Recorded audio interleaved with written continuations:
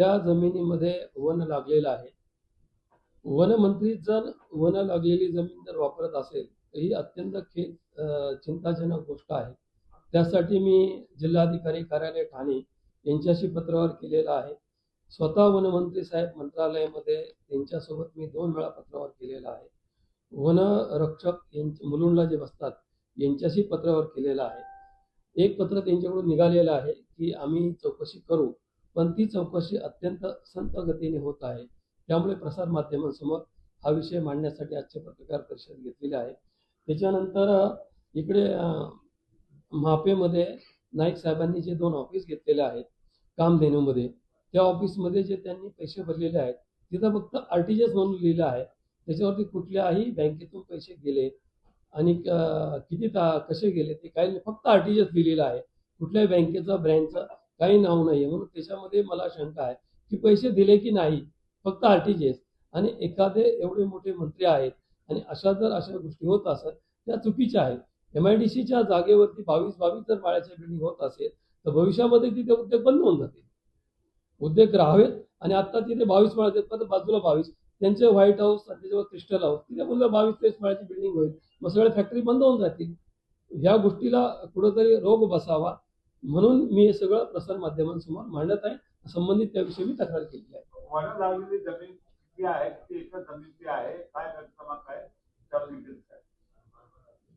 त्याची गट क्रमांक आहे 426, गट क्रमांक 397, गट क्रमांक 428, गट क्रमांक 428 अ, गट क्रमांक 430, गट क्रमांक 431, गट क्रमांक 33 याच्या ह्या सातबाऱ्यावरती आदरणीय गणेश नाईक हे स्वतः भोगवटाधारक आहे आणि हे वनमंत्री आहे.